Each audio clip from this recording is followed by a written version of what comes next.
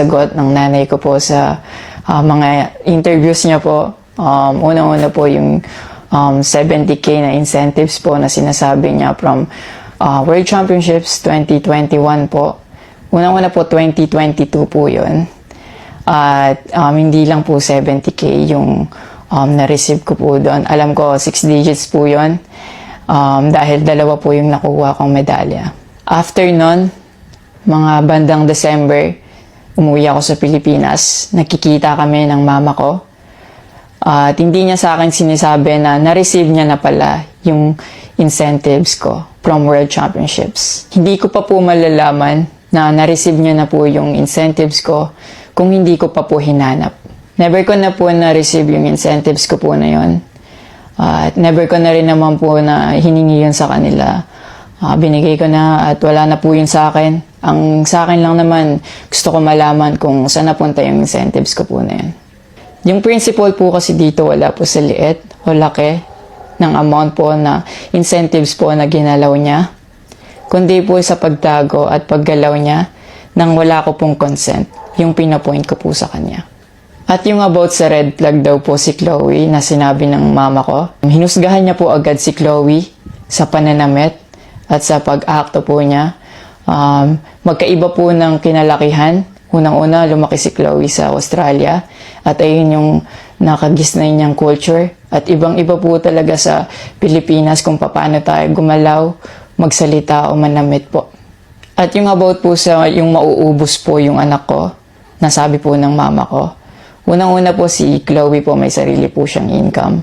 Lahat po ng nakikita niyong gamit o yung pag-travel niya kung saan-saan po. Galing po yun sa pinagpaguran niya po. At bakit naman po ako mauubos? Gaya nga po ng sinabi ko, si Chloe po may sarili po siyang income and lahat po ng bank account ko po nasa mama ko po. At may mga instances po talaga na si Chloe po yung sumasalo sa akin that time po. Bukod sa incentives po, nasa kanya din kasi yung bank account ko sa monthly allowances sa pag-gymnastics ko. And nung nakuha ko na yung bank account ko po na yun, doon ko po nalaman na inuubos niya po yung laman nun. And nasa akin po yung mga bank statement ng withdrawal po na ginagawa niya po. Sabi niya po nagsimula daw yung hindi namin pagkakaintindihan dahil kay Chloe daw po. Opo, totoo po yun.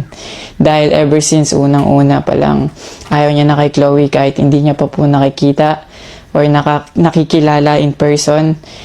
And mas nagkalabuan po kami nung naglagay po ako ng boundaries sa relationship ko kasi pinaglaban ko po si Chloe dahil gusto ko po siya. Yung about sa training camp na kinikwento niya na si Chloe dapat wala na daw doon, sabi ng former coach ko pagdating nung dalawang magti-training camp doon.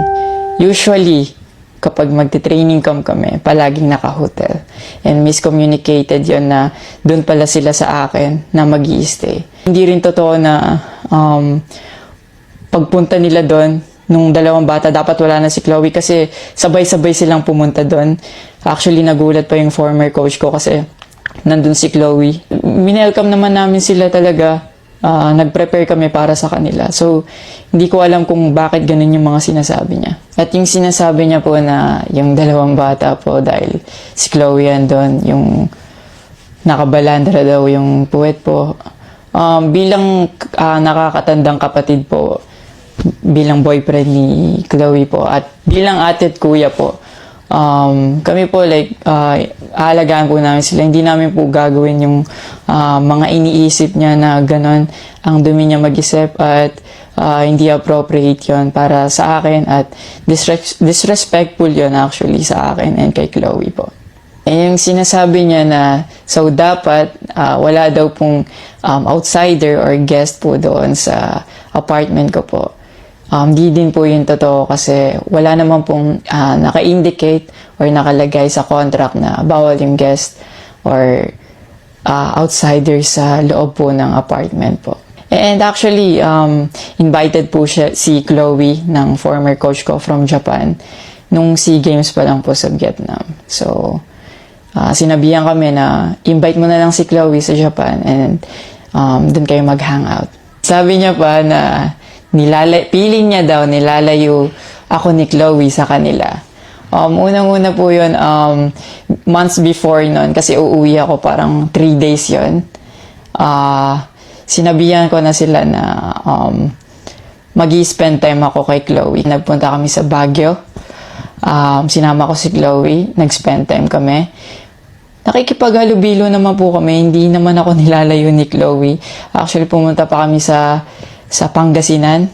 Like, ano po kami doon, parang meet and greet. Yeah. Tapos after nun, nagpunta tayo ng Baguio.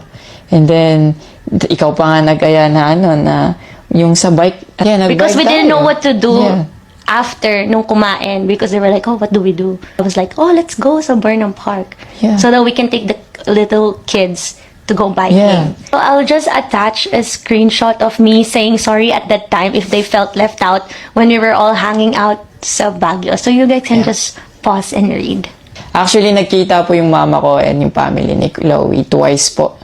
And then, yun, nag-usap po sila. And the last resort, my family made a group chat Yeah. na kasama everybody involved because my family wanted to address kung ano yung issues ni mom mo towards me. Yeah, kasi marami na siyang pinopost eh. Yeah, madami na siyang pinopost. And even though my family knew na madami na siyang pinopost, my family still welcomed them, treated them with respect and with no judgment na pinaringgan nila yung side ng mom mo, what she had to say about me and our relationship.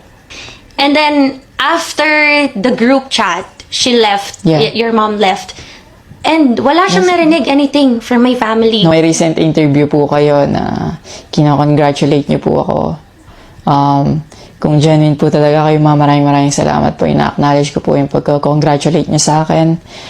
Pero nagpa-flashback pa rin po talaga yung masasakit niyong sinabi sa akin at yung mga hindi niyo pag-wish well sa akin. Like, tumatatak po yun sa akin talaga. Ang message ko po sa inyo na mag-heal kayo, mag-move on.